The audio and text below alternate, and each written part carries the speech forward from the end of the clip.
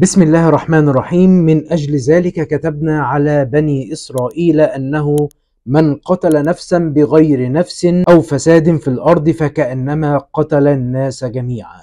صدق الله العظيم. بس لهم كل حته في جسمهم كبار وصغيرين وغير كلهم مركز على الدماغ. كله يعني على كان الدماغ. بينشف الغسل كله انا مغسله كلهم دماغهم كلهم فاضيه. دماغهم فاضيه. كلهم دماغهم فاضيه. طبعا كلنا تابعنا عن كسب أحداث الإسكندرية بخصوص أمين الشرطة اللي تجرد من كل معاني الرحمة والإنسانية، اللي تسبب في قتل 7 من أفراد أسرته، زوجته وأبوها وأولاده. أمرت النيابة العامة الموقرة إحالة القضية لجلسة 15 مارس، وهتكون أولى جلسات محاكمة أمين الشرطة. بالمناسبة من وقت تصوير الفيديو ده أولى الجلسات هتكون بعد يومين تقريبا. خالة المجني عليها بتروي مفاجآت حصلت من داخل غرفة الغسل بعد وفاة الضحايا، وبالأخص هنا بنتكلم عن زوجة المتهم رحمة الله عليه، شهيدة الغدر والخيانة. طب ياسين الطفل الوحيد الناجي من الواقعة دي، يا ترى قال ايه او تعليقه ايه بعد ما شاف كل حاجة بعينه؟ ويا ترى ايه هي الحالة الصحية للطفل ياسين بعد تردد بعض الانباء عن وفاته؟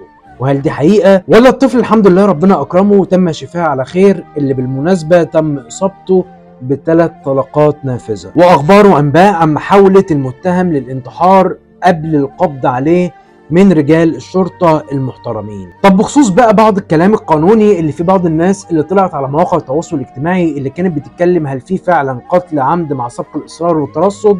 هل هو فعلا ساب الخدمة بتاعته وهو كان عنده شغل واخد السلاح الميري بتاعه بخزنتين فيهم اكتر من 40 طلقة؟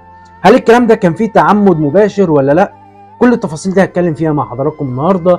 بس يا ريت قبل ما نتكلم في اي كلام يا ريت كلنا نصلي على سيدنا محمد صلى الله عليه وسلم، ويلا بينا نبدأ الكلام. قبل ما نتكلم مع حضراتكم النهارده في كل التفاصيل اللي سردتها لحضراتكم في المقدمة، خلونا نعرف الناس طبيعة الجريمة البشعة اللي هزت حرفيا جموع الشعب المصري. وعلى فكرة دي مش أول جريمة تحصل، وللأسف احنا كل يوم بنصحى على جرائم مختلفة بأشكال متنوعة. بكل اختصار شفنا من حوالي تقريبا 15 يوم إن حصل جريمة بشعة هزت جميع أركان الإسكندرية حرفيا، لما سمعنا على مواقع التواصل الاجتماعي إن أب تجرد من كل مشاعر الرحمة والإنسانية وقتل كل أفراد أسرته.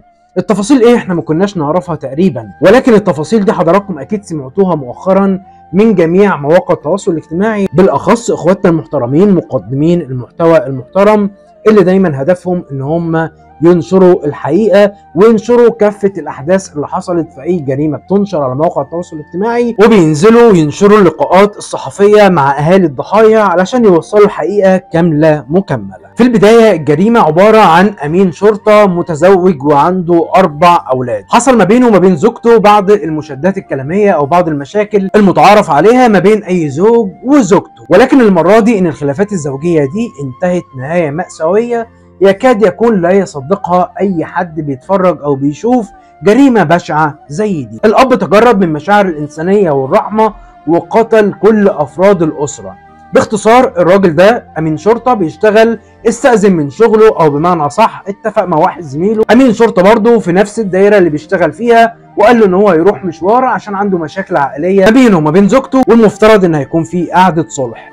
بالفعل اتجه للمنزل وكان موجود ابو الزوجه واخواتها وابنائه، واصطحب ابنه الصغير معاه وهو رايح لزوجته علشان يتم القعده دي او عشان يحصل صلح ما بين الأسرتين. ولكن هنا الزوجة أصرت وامتنعت عن الصلح وامتنعت ان هي ترجع تاني لمسكن الزوجية.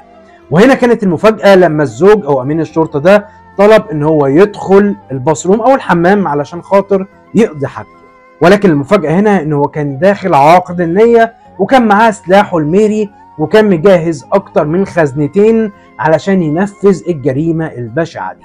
لما حصلت مشادات في القعدة دي ودخل الحمام طلع بدون اي تفكير فرغ حرفيا اكتر من 40 طلقة على حماه وعلى حماته وعلى اخوات المجني عليها اللي هي زوجته، وللاسف كمان على اولاده. وكان الناجي الوحيد من الواقعة دي ابنه اللي كان رايح معاه لوالدته، طفل لا يتعدى ال4 سنين. الطفل من هول الموضوع او المنظر اخذ 3 طلقات نافذة والحمد لله ان ربنا نجاه، ولكن الطفل ده في الواقعة دي مثل ان هو توفى علشان خاطر والده للأسف ما يكملش عليه. طبعا امين الشرطة ده بعد تنفيذه للواقعة هرب، يقال ان هو هرب وكان رايح او كلم اهله ابوه وامه وبلغهم بالواقعة دي تقريبا، ويقال ان هو كان رايح عشان يقتل كمان ابوه وامه. في بعض الناس اللي ممكن تسمع جريمة زي دي تقول لي ان الزوج ده تقريبا شارب حاجة او بيتعاطى حاجة او ان هو فاقد للاهلية او في حاجة مأثرة على وعيه، ولكن للأسف ان من المؤكد ان هو كان بكامل قواه العقلية.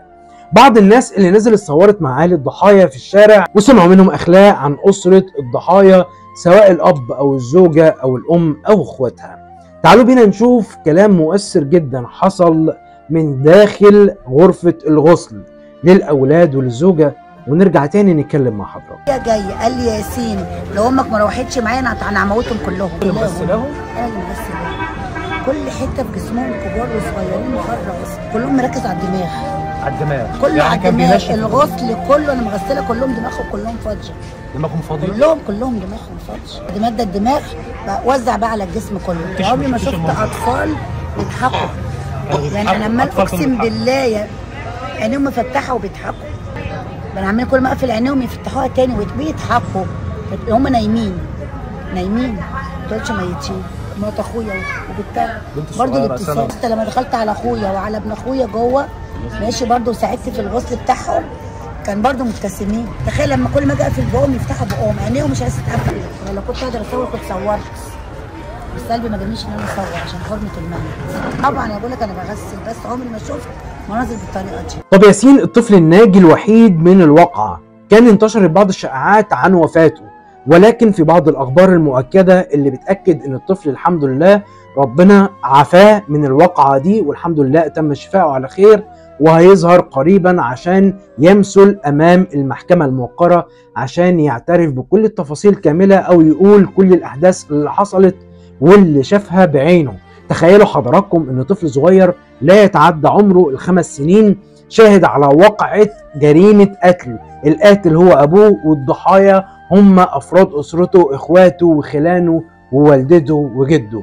جريمة بشعة جدا، وللأسف الضحية الوحيدة اللي بيكون فيها هم الأطفال. طبعا تحياتنا وتقديرنا لجهود النيابة العامة الموقرة اللي أسرعت في التحقيقات وأسرعت كمان بإحالة أوراق القضية، وتم تحديد جلسة عاجلة يوم 15 مارس اللي كلنا إن شاء الله هنكون متابعينها علشان خاطر إن شاء الله بإذن الله قرار المحكمة اللي هيصدر فيها سوف يسلج صدورنا جميعا. ودي كانت نهاية حلقتنا النهاردة. يا ريت لو المحتوى بتاعي عجبكم ما تنسوش دايما تدعمونا بلايك وشير وسبسكرايب وفعل زر الجرس علشان دايما يوصل لكم مننا كل جديد. كان معاكم محمد عوض.